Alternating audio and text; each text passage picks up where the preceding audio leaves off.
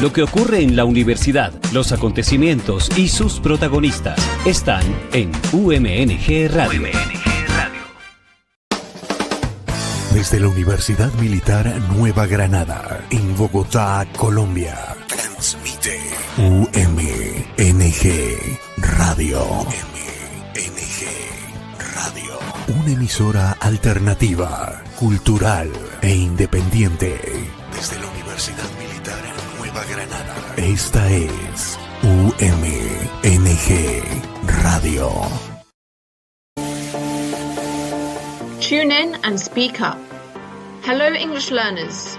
Want to learn something interesting whilst having fun? Welcome to Tune In and Speak Up, the podcast where you'll get to know this beautiful language in depth. Each week, we'll dive into exciting topics, share practical tips, and tell you fascinating English language stories. So whether you're studying, going to work, or just relaxing, connect, listen, and let's make English part of your world.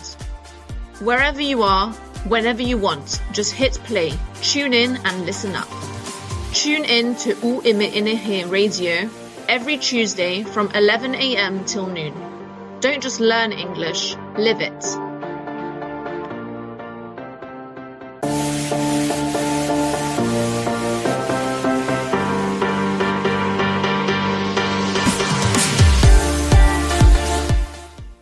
Hello, everyone.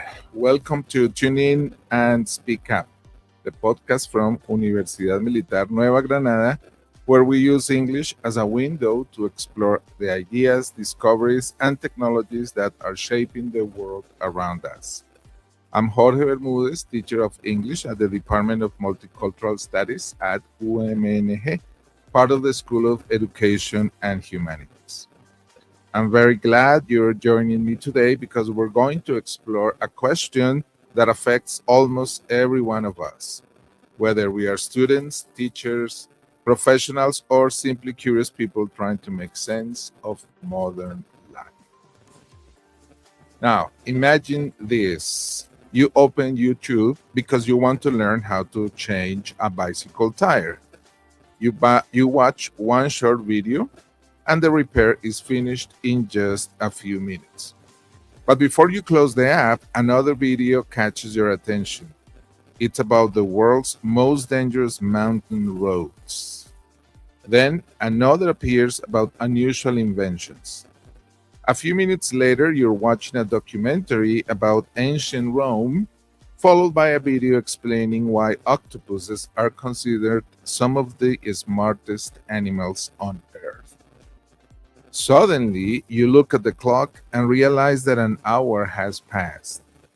You started with a simple task, but somehow you ended up in a completely different place. Or maybe you've had a different experience. You open Spotify and it recommends a song you've never heard before. But after listening to it once, it becomes one of your favorites. Netflix suggests a series that seems perfect for your taste. Amazon shows you a product that solves a problem you didn't even know you had. Instagram fills your feed with photos, videos, and stories that feel surprisingly relevant to your interests. Sometimes it almost feels as if these apps know you personally. So, how does this happen? Are these platforms simply lucky? Are they making random guesses? Or is there an invisible system quietly deciding what you should see next? The answer lies somewhere. The answer lies in something that has become one of the most powerful forces in our digital world: algorithms. Every day, they help determine which videos appear on your screen, which songs you discover, which news stories you read, which advertisements follow you across the internet, and even which posts from your friends appear at the top of your social media feed. Most of the time, we don't notice them working. They operate silently, in the background, making thousands of tiny decisions every second. Of course, algorithms are not necessarily a bad thing. Imagine opening Netflix and having to search through every movie ever made before choosing one to watch. Imagine shopping online without any recommendations or searching the internet without any way to organize billions of web pages. Algorithms help us find information faster, discover new music, connect with people who share our interests, and navigate an overwhelming amount of digital content. In many ways, they make modern life easier. But there is another side of the story. If an algorithm learns what you like, it may also learn what keeps your attention. If it notices that certain topics make you click, it may show you more of those topics. Little by little, your online world becomes more personalized. That sounds convenient, but it also raises some interesting questions. If two people receive completely different information online, are they experiencing the same internet? If a recommendation influences what we watch, read, or buy, how much of that decision is really ours? And if millions of people are guided by recommendation systems every day, how much influence do these invisible systems have over our opinions, our habits, and even our understanding of the world? These are questions that researchers, engineers, psychologists, and governments are trying to answer. The technology itself is changing rapidly, but one thing is already clear. Algorithms are no longer just tools that organize information. They have become powerful gatekeepers that shape what information reaches us in the first place. In today's episode, we'll explore what algorithms really are, how recommendation systems work, why everyone sees a different version of the internet, what filter bubbles and echo chambers are, and whether these systems influence the choices we make every day. Along the way, we'll discover that understanding algorithms isn't only about understanding technology. It's about understanding ourselves, our habits, and the invisible forces that increasingly shape our digital lives. So, are algorithms choosing for us, or are they simply helping us make better choices? Let's find out. Before we ask whether algorithms influence our choices, we need to answer a much simpler question. What exactly is an algorithm? It's a word we hear all the time. People complain about the Instagram algorithm. Creators try to beat the YouTube algorithm. And companies proudly say that their products are powered by AI algorithms. It can sound mysterious, almost as if algorithms are intelligent beings making decisions on their own. But the reality is much less dramatic. At its simplest, an algorithm is just a set of instructions for solving a problem or completing a task. That's all. An algorithm is like a recipe in a cookbook. If you follow the steps in the correct order, you should get the desired result. First, gather the ingredients. Then, mix them. Bake them for a certain amount of time. Finally, let everything cool before serving. A recipe doesn't think. It simply follows a sequence of instructions.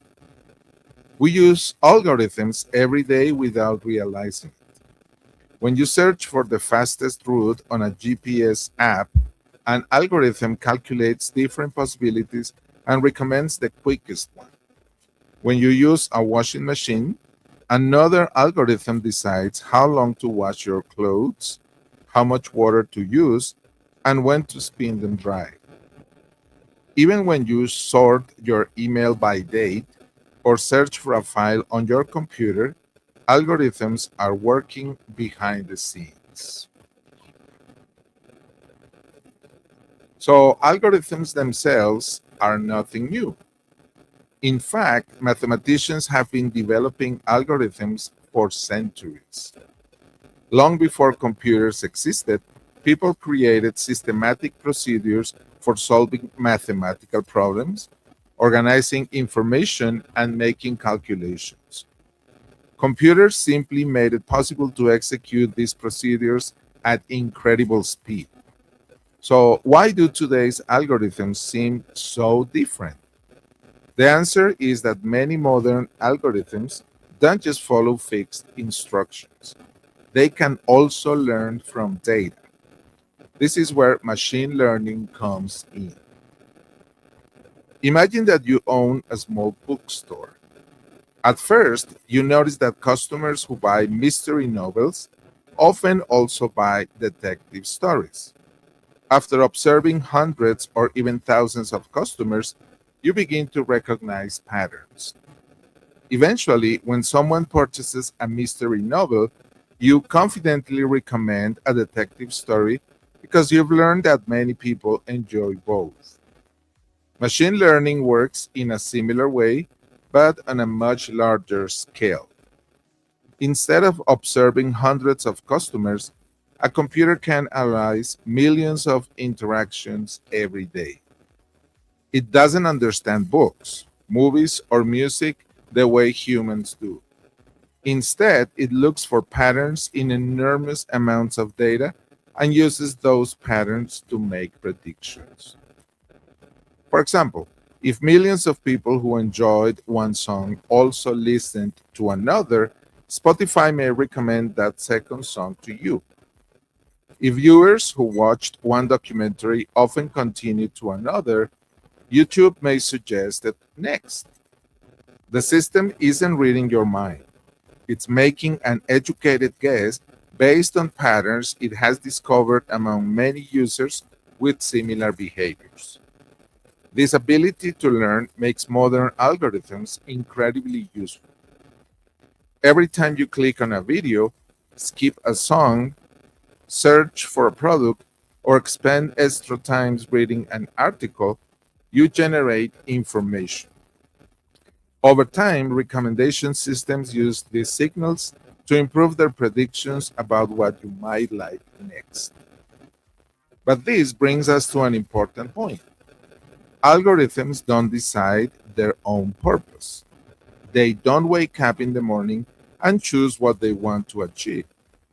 Every algorithm is designed with a specific goal in mind, and that goal is chosen by people. Think about a navigation app. Its goal might be to find the fastest route. A weather app tries to predict tomorrow's forecast as accurately as possible. A spam filter tries to keep unwanted emails out of your inbox. In each case, the algorithm is working toward a clearly defined objective. Social media platforms also define objectives for their algorithms. One common goal is to recommend content that users are most likely to watch, read, or interact with.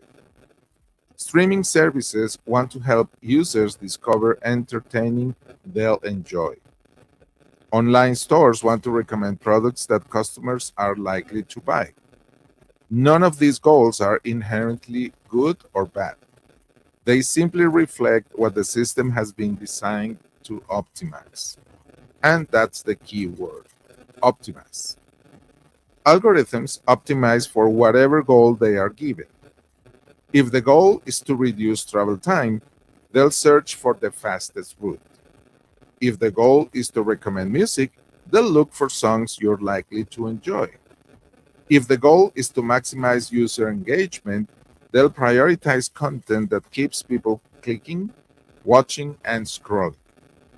This leads us to perhaps the most important question of this episode. When we say the algorithm decided, what we really mean is that the algorithm followed the objective it was given. So maybe the real question isn't what is the algorithm doing? Maybe the more interesting question is who decided what the algorithm should optimize for in the first place? In the next section, we'll see how recommendation systems use these algorithms to predict what we might want to watch, listen to, or buy, and why they have become some of the most influential technologies in our everyday lives. And that takes us to our next segment, recommendation systems, the internet matchmakers. Now that we know what an algorithm is, let's look at one of its most common applications, recommendation systems. These are the invisible tools that help decide which movie appears on your Netflix homepage, which song Spotify plays next, which products Amazon suggests, and which videos show up on YouTube or TikTok. Think of recommendation systems as digital matchmakers. Just as a friend might say, if you like that book, I think you'll enjoy this one. Recommendation systems try to connect people with content they are likely to enjoy. The difference is that instead of knowing a few friends, these systems can learn from the behavior of millions of users. So, how do they do it? One of the most common techniques is called collaborative filtering. Don't worry about the name. It sounds much more complicated than it really is. Imagine that you and another student have very similar tastes in movies. You both enjoy science fiction, documentaries, and action films, and you usually give the same movies high ratings. One day, that student watches a new film that you haven't seen yet and loves it. A recommendation system notices this similarity and thinks, these two people usually like the same things. There is a good chance the second person will enjoy this movie too. So the film appears on your homepage. That's collaborative filtering in its simplest form. The system isn't looking only at the movie itself. Instead, it's looking at patterns of people with similar preferences. In other words, it asks, what did people like you enjoy? Another approach focuses on the content itself. Suppose you recently watched several documentaries about space exploration. The system notices that these programs share common themes: science, astronomy, technology, and history. It may then recommend another documentary with similar characteristics, even if very few people have watched it before. Here, the system is asking a different question. What content is similar to what you have already enjoyed? In reality, most modern recommendation systems combine both approaches. They compare similar users and similar content, then use those patterns to make a prediction. Every recommendation is essentially an educated guess. Based on everything we know so far, what are you most likely to click on next? This is why two people can open the same app at exactly the same time and see completely different home pages. Your Netflix recommendations are different from your friends because you've watched different films. Your Spotify playlists are unique because you have listened to different artists. Even Amazon's suggestions change depending on what you have searched for or what you have purchased, and sometimes even what you have left in your shopping cart. This process is called personalization. Instead of showing everyone the same information, digital platforms create a different experience for each user, and it works remarkably well. In fact, recommendation systems have become so effective that a large proportion of what people watch on streaming platforms comes from recommendations rather than from typing something into the search bar. For example, Netflix has reported that around 80% of the content watched on its platform is discovered through its recommendation system, not through direct searches. This shows just how much these systems shape what we choose to watch. Similar recommendation technologies are now used by Spotify, YouTube, TikTok, Amazon, online bookstores, news websites, and many other digital services. But before we become too critical of algorithms, it's worth recognizing something important. Recommendation systems solve a real problem. Think about how much information exists online. Millions of songs are available on Spotify. Netflix offers thousands of movies and television series. Amazon sells hundreds of millions of products. YouTube receives hundreds of hours of video uploads every minute. Without recommendation systems, finding something interesting would often feel like searching for a single book in an enormous library with no catalog. Recommendations help us save time. Instead of spending 30 minutes deciding what to watch, we can often find something appealing in just a few minutes. They also introduce us to things we might never have discovered on our own. Many people have found their favorite musicians through Spotify's weekly playlists, discover fascinating documentaries on Netflix, or learn practical skills from YouTube tutorials that appeared in the recommendations. Perhaps you have experienced this yourself. Maybe you have learned how to cook a new recipe, repair a household appliance, practice a foreign language, play a musical instrument, or understand a difficult scientific concept because a platform suggested exactly the right video at the right moment. In that sense, recommendation systems can genuinely improve our lives. They help us navigate an overwhelming amount of information and make the internet more useful and more personal. The goal isn't simply to keep us busy. It can also be to help us discover valuable ideas, knowledge, entertainment, and opportunities that we might otherwise miss. However, this success also creates a new question.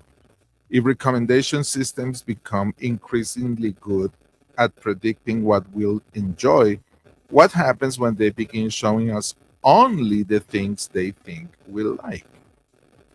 That's where today's story takes an interesting turn.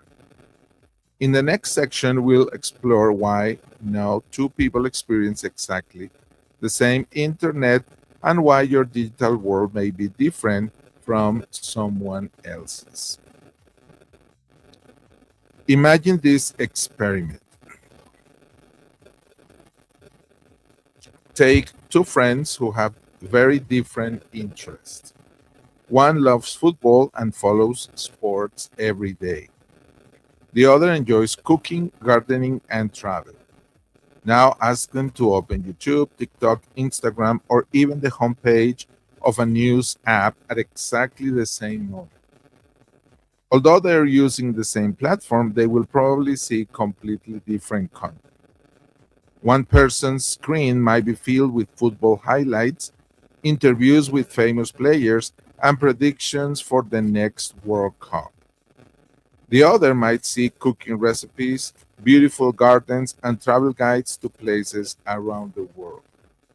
The platform hasn't changed, the users have. This is because most of the internet today is personalized. Years ago, many websites looked almost the same for everyone. A newspaper displayed the same front page to all its readers. Television viewers watched the same evening news. Even early internet portals offered largely identical content to everyone who visited. Today's internet works very differently. Instead of asking, what should everyone see today? Digital platforms increasingly ask, what should this particular person see next? This is possible because of personalized feeds.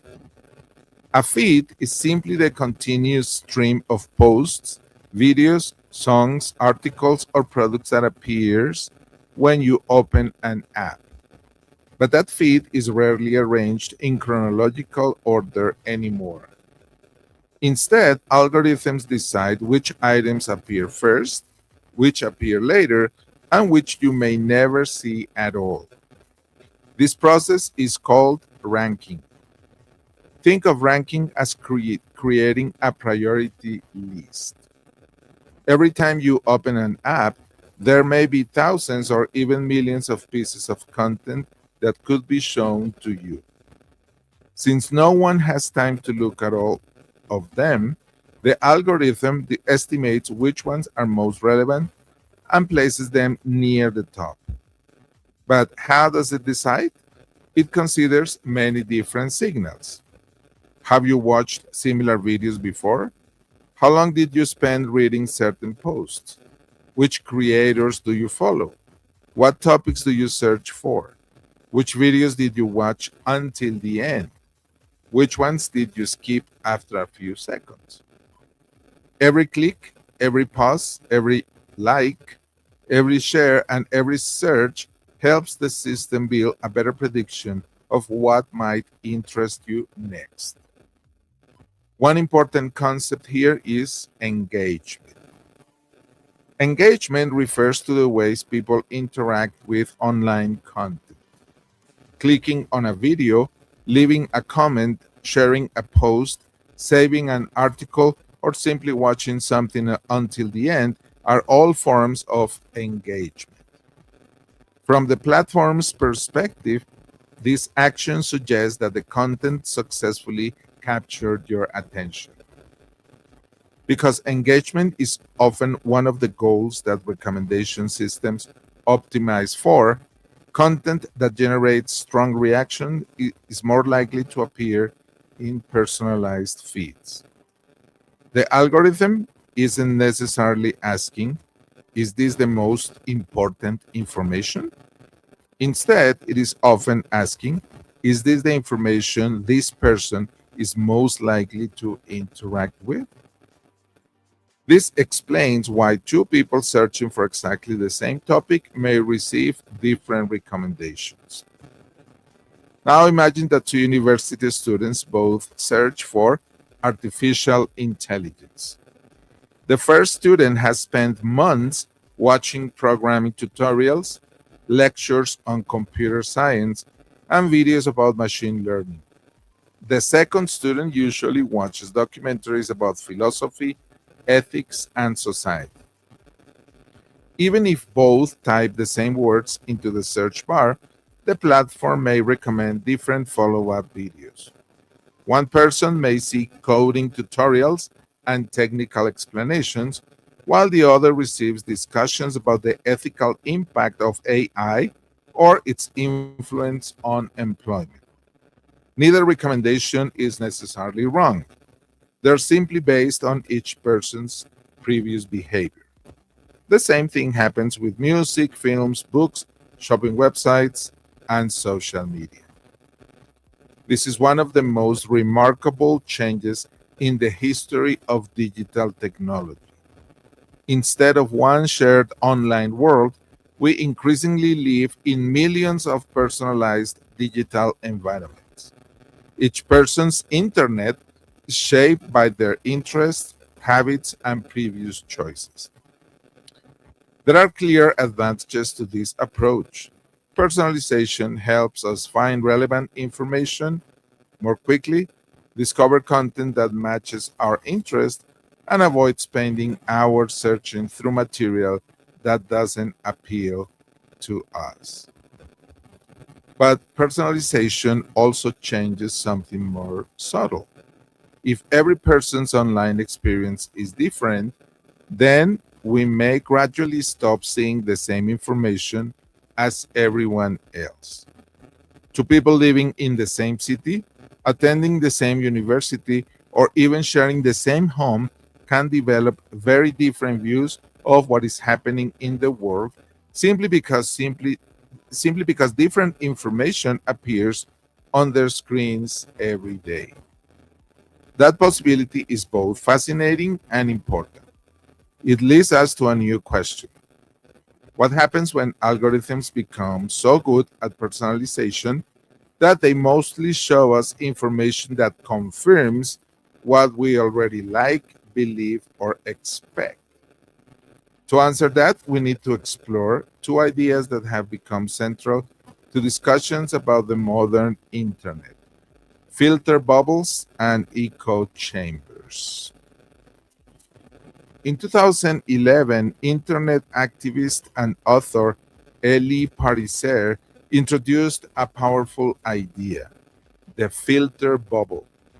He argued that as algorithms become better at personalizing information, they also become better at filtering out information they think we won't like.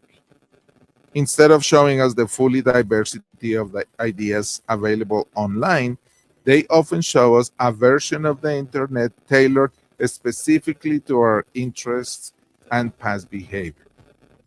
This brings us to three related concepts that are often confused: filter bubbles, echo chambers, and confirmation bias. A filter bubble is created mainly by technology. Algorithms select information based on what they predict you'll enjoy or engage with, making some ideas more visible than others. An echo chamber is more social. It happens when people mostly interact with others who share similar opinions. In these environments, the same ideas are repeated and reinforced, while different perspectives become less common. Confirmation bias, however, comes from our own minds.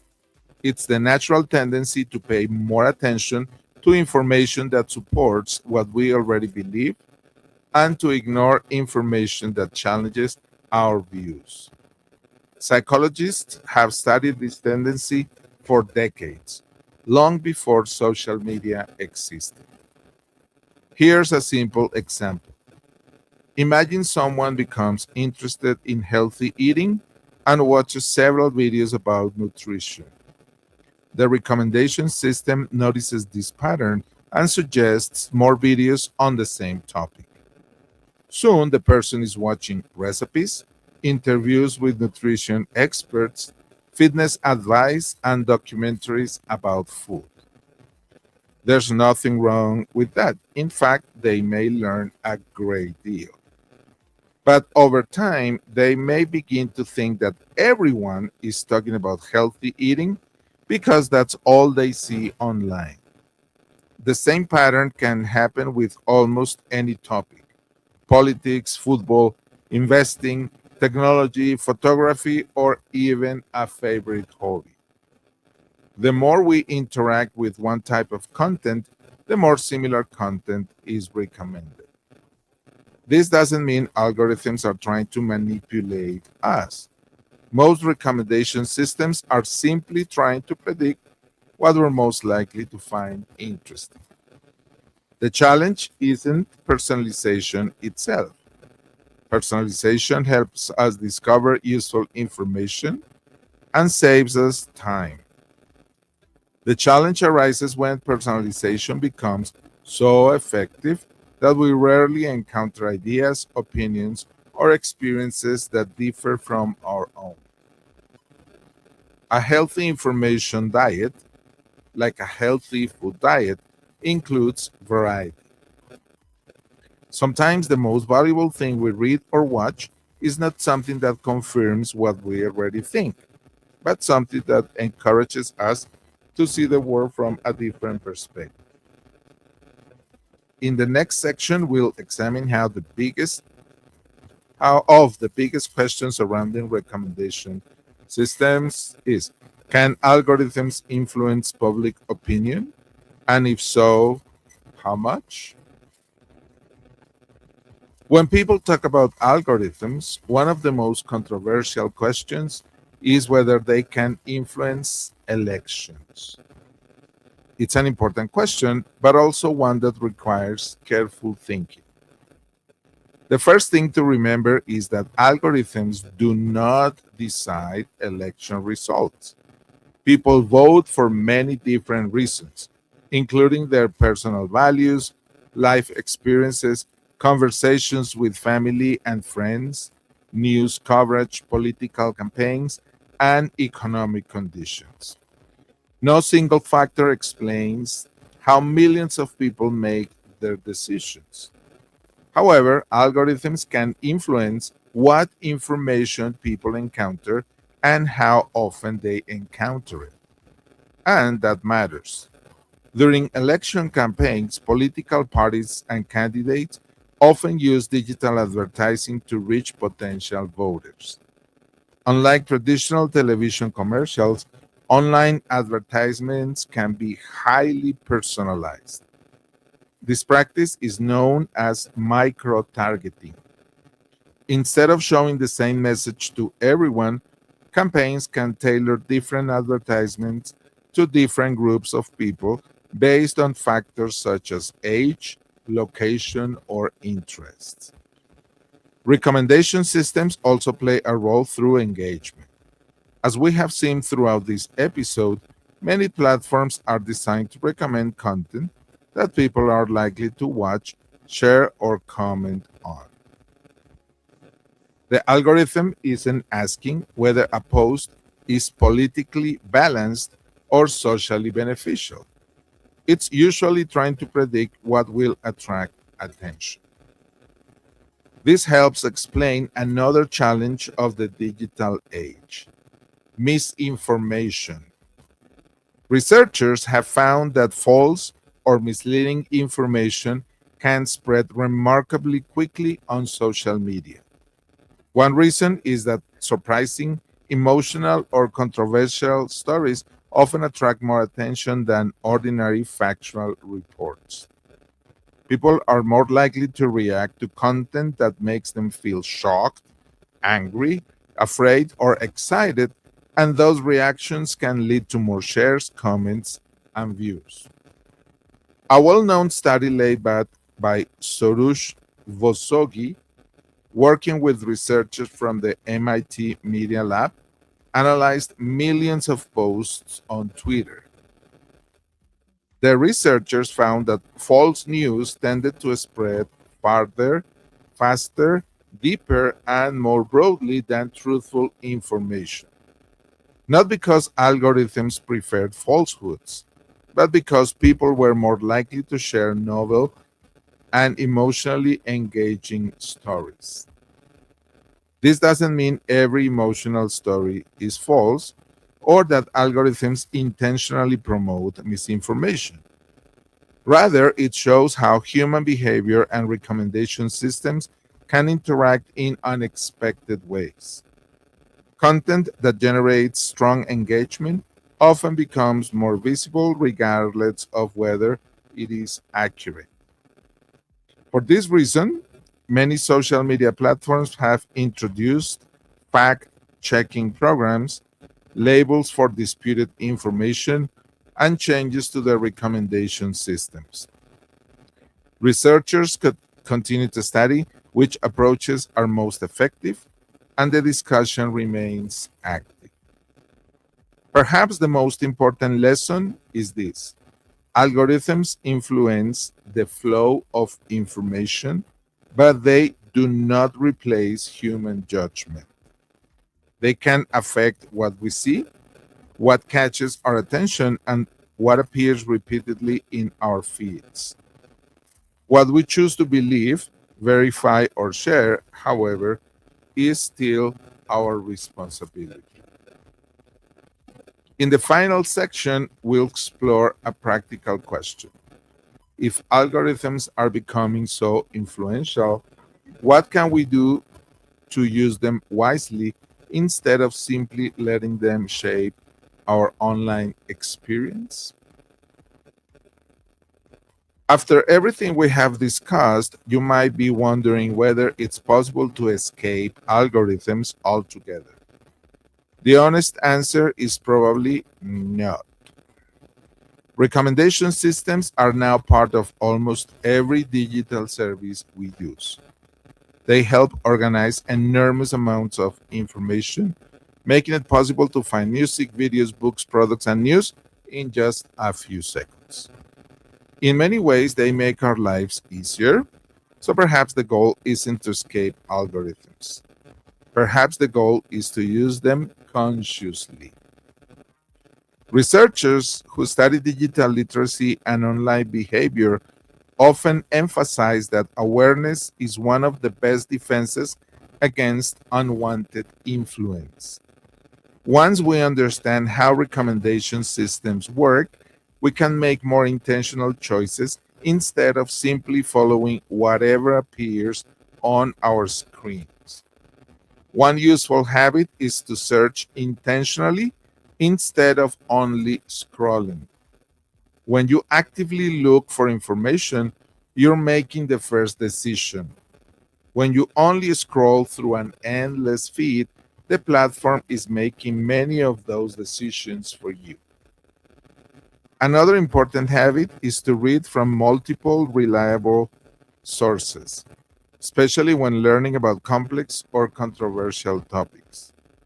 Comparing different perspectives helps us build a more complete understanding of an issue and reduces the risk of seeing only one side of the story. You can also turn off autoplay from time to time. Autoplay is designed to keep content flowing continuously, making it easy to spend far more time online than we originally planned. Choosing the next video yourself puts you back in control. A similar strategy is to subscribe intentionally. Instead of relying entirely on recommendations, follow creators, podcast, news organizations, or educational channels that you trust. This gives you greater influence over what appears in your feed. It is also valuable to follow people with different viewpoints. This doesn't mean agreeing with every opinion you encounter. It simply means allowing yourself to see thoughtful perspectives that challenge your assumptions. Exposure to different ideas is an important part of critical thinking. Another surprisingly effective habit is to occasionally explore completely new topics. Listen to unfamiliar music, read about a different field of study, watch documentaries outside your usual interest, or search for subjects you have never considered before. These intentional choices send new signals to recommendation systems and gradually broaden the range of content they suggest. Finally, remember one simple idea. Recommended does not mean important. A recommendation is only a prediction. It represents what an algorithm thinks you're likely to click on, not necessarily what is most accurate, most meaningful, or most valuable for your life. As we have seen throughout this episode, algorithms have become remarkably good at recognizing patterns in our behavior. They can estimate what we might watch next, which song we may enjoy, or which product we are likely to buy. But there is something they cannot calculate. They cannot determine our curiosity. They cannot choose our values. They cannot decide what kind of person we want to become. Algorithms may predict what we are likely to click. Only we can decide what is worth our attention. So, as we come to the end of today's episode, let's look back at the journey we have taken so far for this season. the 4th season. In our first episode, we explored why our attention is so easily captured in a world of endless scrolling and constant notifications. We discovered that many digital platforms are carefully designed to keep us engaged for as long as possible. In the second episode, we asked a different question. How is technology changing the way we think? We explored the idea of digital memory, fast and slow thinking, information overload, and the challenge of maintaining deep attention in an increasingly connected world. Today, we have taken one more step. We have explored the invisible systems that decide what appears on our screens, what music we discover, which videos we watch, and even which ideas we encounter online. Recommendation systems have made the internet more personal, more efficient, and often more useful. But perhaps the greatest influence of technology isn't simply that it distracts us or stores information for us. Perhaps it's that it quietly shapes the options we see before we ever make a decision. That doesn't mean we have lost our freedom to choose. Every recommendation is exactly what its name suggests, a recommendation. It is a suggestion, not a command. We can click on it, ignore it, question it, or deliberately look for something different. The more we understand how digital systems work, the more intentional our choices can become. Instead of allowing algorithms to guide us without thinking, we can use them as tools while remaining curious, critical, and open to new ideas. Because in the end, the most important algorithm is not the one running on a computer. It's the one we build in our minds. The habits, values, and questions that guide our decisions every day. Technology is most empowering not when it thinks for us, but when it helps us think better. Okay, thank you for listening to Tune In and Speak Up. If you enjoyed today's episode, share it with a friend or classmate who might find it interesting. And remember, every click is a choice. Every search is an opportunity to learn, and every day is a chance to stay curious. Until next time, keep learning, keep questioning, and keep speaking up. Thank you very much. See you next week. Later. Thank you. Bye-bye, everyone.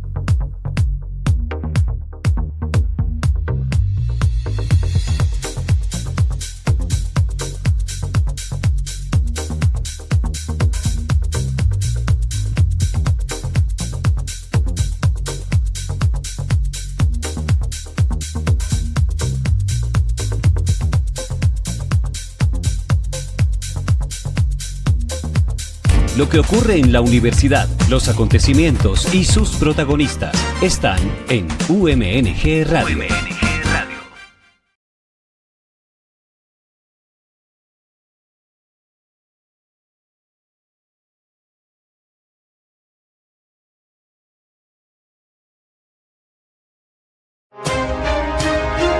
Más allá de los titulares, analizamos las causas, las implicaciones y las consecuencias de los sucesos globales en materia de seguridad y defensa, desde una óptica estratégica y contemporánea. Análisis de coyuntura, un programa de la Escuela de Altos Estudios Estratégicos Nueva Granada, los martes a las 8:30 de la mañana, a través de UMNG Radio.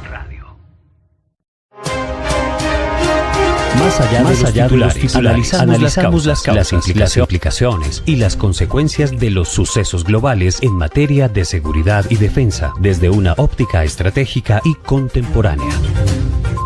Análisis de coyuntura, un programa de la Escuela de Altos Estudios Estratégicos Nueva Granada, los martes a las 8:30 de la mañana a través de UMNG Radio.